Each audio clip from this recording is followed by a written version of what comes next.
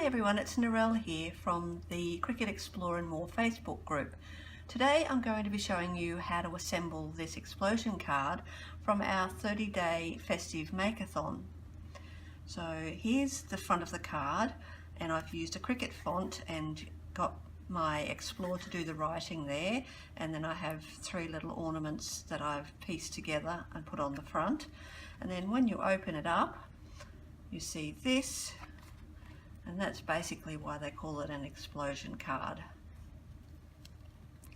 So it's one of those folds that looks difficult, but again it really isn't, and I'm going to be showing you how to do that. So I'll put my card there. I have all my pieces cut out and I've assembled some of them, just the pieces that obviously are easy to do. So what I've got here is the front of the card, and I've actually cut it down a little bit and I've layered it on a couple of other coloured cardstock. And instead of just using a Cricut pen to write it, this time I actually decided that I wanted to have an embossed effect. So what I did was, instead of using the Cricut pen, I got out my Ranger Emboss It pen. Now this comes in black, which is what I've got here, and there's also a clear one, but my clear one has gone into hiding. I have no idea where it is, so I use black, and black works just fine. You don't see the black, provided that you use a coloured embossing powder. So what I did was I used this Zing embossing powder, and the colour that I used is gold. So provided that you cover the black embossing pen really well with the embossing powder, you won't see the black after you've melted it. So obviously I can't show you how to do that, but I thought I would quickly show you, just in case you've never done any heat embossing before, especially with using an embossing pen. Now this fits into the Cricut Explore exactly the same way as the Cricut pens do. You don't need anything to make it fit in, or you don't need to wrap anything around it. It just fits exactly like the Cricut pens do. So basically you would put that into your Explore, into the accessory holder, and set it off to do the writing. So what I'll just do is I'll just quickly write on here. Now you can see that it's a little bit patchy, or you might not be able to see from there, but if I bring that up a bit closer, you can see that it's just a little bit patchy, and that really doesn't matter.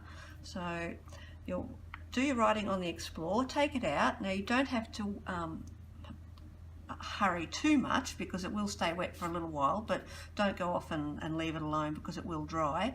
So then you just get your embossing powder out and you sprinkle that over the top. Make sure you've covered it well. What is usually a good idea to do first, and I always forget, is to get some anti-static powder, and I've got this one here, and you can just brush that over that before you put your embossing powder on. And it also comes in, you can get a little pillow that's got the talc in it as well, or you can just go and get some talc and just get a paintbrush and brush around it, and that's just so that anything that the powder doesn't stick to anything except to the writing or the image that you have just embossed. So that's on there now. Once you put that powder on there, there's absolutely no rush to do anything else. You can actually sit that aside if you wanted to. But what you'll do next is you'll just pour the excess back into the jar and then tap it off. And you can see that I've got just a little bit here, so the best thing to do is to have a little paintbrush handy, and just basically just wipe off the bits that you don't want, because if you leave them there, that will melt onto the card, and you'll get what I've got here, where you can see just here some that I didn't remove, and it's melted on there. Once it's melted on there, you're not really getting that off. So we'll do that. And see, I've got one more little bit there. So there's that. I'll just pop this back on because I'll spill it otherwise. And then you just get your heat tool out and you start heating it. Now don't move it around all over the place to do it. Just turn it. I'll turn it on in a second, but don't move it around. Just point it in one spot, and then once you see that start to melt, then just move it over to another spot. So I'll turn it on now, and hopefully it's not too loud. And you'll be able to see, if I bring that up here, you'll see it start to melt, and it happens quite quickly.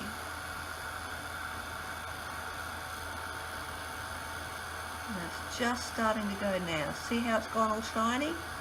So now I'll just move over a little bit, and as I keep doing that, it's all going to melt. Okay, so it doesn't take really long at all, and then you can see there, I'll actually move that around that way, so you can see and try and get it into the light, and there you can see how shiny it is. You can still see that I still miss some pieces, and if I'd had a brush I would have been able to neaten that up much better. So that's how you do your heat embossing. Okay, so we'll put that aside and we'll move on to actually making the card. Now in the photo album that the cut file for this card is in the group, you'll also find this photo here, and that just gives you some folding directions. So basically it's quite easy. You have two mountain folds and you'll do those first. You have two valley folds diagonally, and then you'll have a mountain fold across the middle, and then these other ones will happen as we go along. So all of those lines have been added as score lines on the Design Space cut file, so you don't need to get your scoreboard out for this one. You just put it into the Explorer and it will do that for you. So let's put that to the side. So now what I've got is my front piece, and then I've got this piece here, and this is what's going to be the exploding part. So you need to decide which part you want to see on the inside. So in this case I've used this one here, and then I've used the gingham on the outside. So it really depends just what you want to see the most of, I guess. Now when you do this card, don't use, for this inside piece, don't use anything that's too thick, because if it's too thick it's hard to do all the folds. So I'm using a double-sided sheet from a stack from Graphic 45, and that's about as thick as I'd want to go. If you find something a little bit thinner, that will work better. It just makes it easier to do the folds, that's all. Now you can't see on here, but my score lines are on here, so I'm going to use those as a kind of a guide, but as they are quite simple score lines, basically you're just folding everything in half. So I think that I will use this as the inside. So let's see how we go with that. So I'm going to do the diagonal ones first. So as I said, they're valley folds, and it's just corner to corner, and I have got those score lines in there. So if you want to, you can actually, if it's easier, just go and fold them the other way along those score lines, and then once you've done that you can fold it back the other way. Okay, so I'll grab my score tool and I'll just give that a nice burnish. Just make sure it's straight before you go and burnish it down. Okay. Alright, there's one. So then we're going to go back the other way. So again, I'll use the line that's there as a guide, just to get it going a little bit, and then I'll turn it around the other way.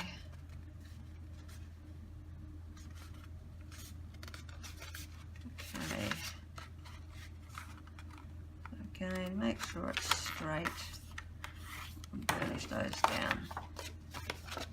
So they were my two, that was actually meant to be a valley fold. So there's my two valley folds. And then I'm going to turn that over and I'm going to be doing a mountain fold. So I'm going to look for my score line there, and that's the line that I want. So that's actually the direction it's got to go.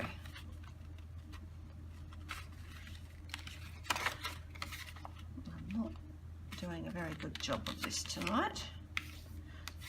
Okay, so as I said, thinner paper makes this actually much easier.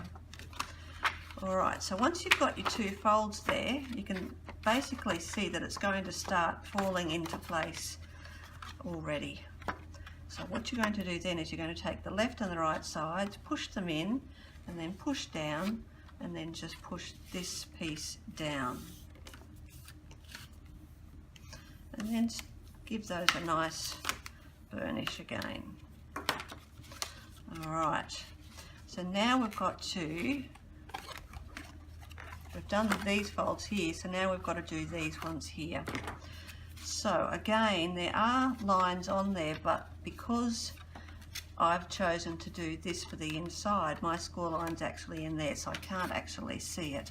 But that's not a problem, because all you're really doing is you're taking these 2 corners and you're bringing them to the middle, and you can see the middle point there because that's where these folds are.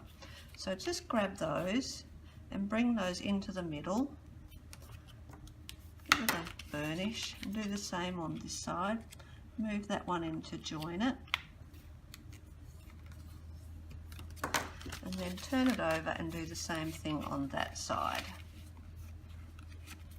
So look for that middle point, bring it into there, and burnish.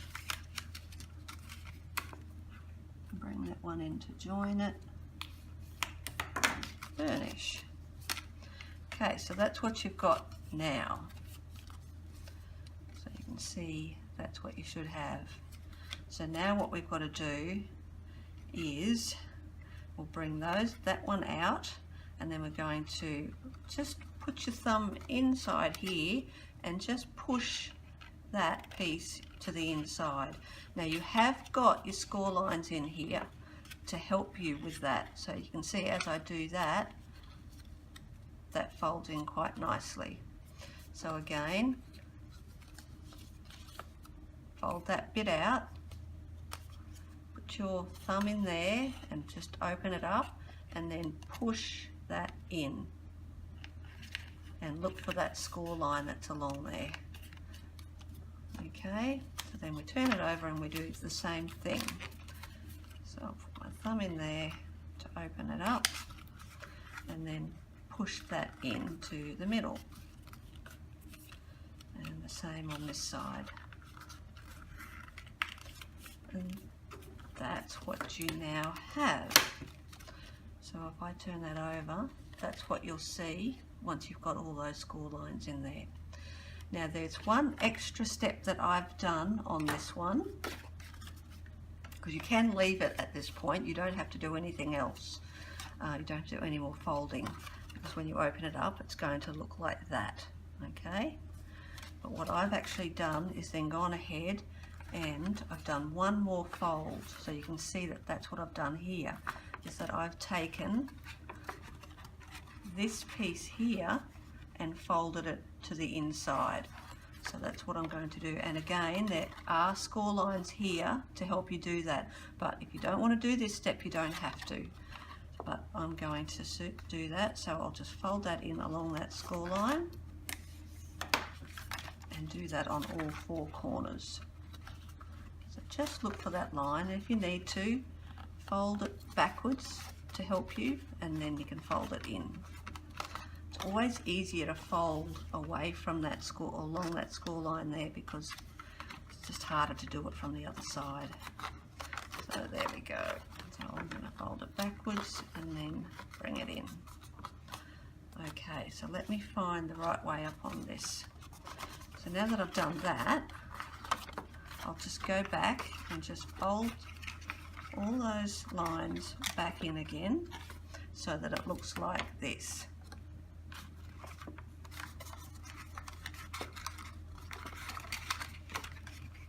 And that just means you just got to just push it back into how you had it. That in there, and that in there, and you come back to that. Alright, so once you've done that, if you've done those extra folds, just go ahead and give them another burnish so that it sits a bit flatter. Okay, So now when you open it up, you've got this. Okay, so that's the hardest part done. So now all you're going to do is you're going to take your rectangular piece with the score line across the middle, you'll fold that in half.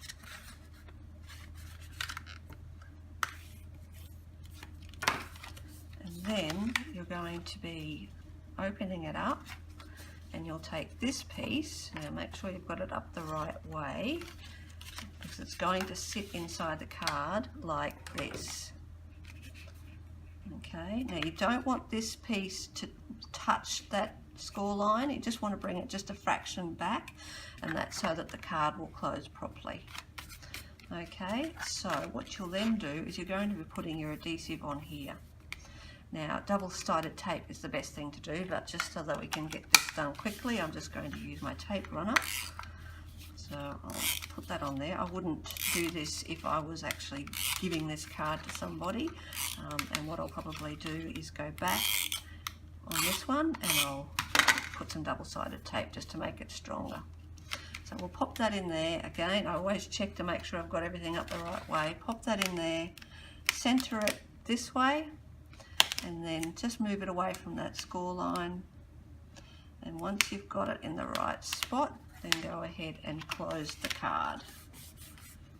Okay, and then turn it over and put your tape on the other side.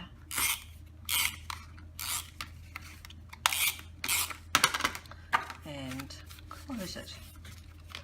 So then, when you open it up, there it is there. Okay, so what have we got left? We have these two pieces here. So we've got that one that's going to go in the top there, and then we've got this one here which is going to go down the bottom, so you can write your message on it, or you could do it the other way around. You could write your, you could have your that one up there, so you could write your message, and then have this one down here with whatever stamp or sentiment or whatever you want on it. Just make sure you stamp it around the right way, obviously. But that's where I'm going to be putting mine. So again, I'll just use the tape runner. Pop that in there. And it's kind of centered in the middle, and then we'll do the same here.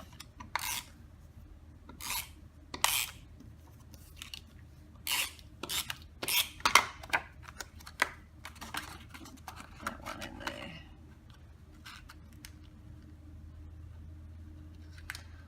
Okay, try and get it straight, Narelle.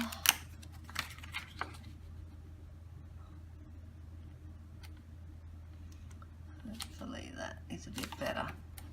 Okay, now what I've done on this one here, and it's not necessary, but I guess it's just neater, is I've actually put some adhesive underneath these bits here so that they stay. But you can see that it doesn't really need it. It's staying there, it's not popping open, but if you want to, just open that up and just put some adhesive in there, and they will stay stuck down. But because they've got those kind of corner pieces there, they tend to just stay put. Okay, so then I've got this one here, and that's going to go on the back. You could pop this up on pop dots or something like that if you wanted to raise it off here, but that's just going to go on there. And then I'm left with these three pieces here. So it doesn't really matter which way they go, but I'll do something like that. And I used just plain green Cricut, I think it was Cricut, cardstock for the green, and then I used the Cricut red glitter cardstock, and that looks, I love the way that looks. So I've put the little pop dot things on the back there, so I'll just pop those on there. And this one, pop that one there, and this one, and there is another Christmas card done. So not hard at all. So So hopefully that will help. I really do hope you'll give that one a try, because it's a really effective card. I love it. So there you go. Yeah, so I hope you like that one. Give it a go, and I'd love to see you post it into our Makeathon challenge.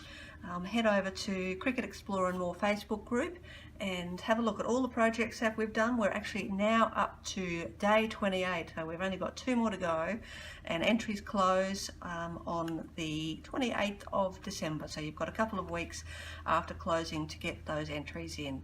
So please have a go and come see us, and I'll see you next time. Bye for now.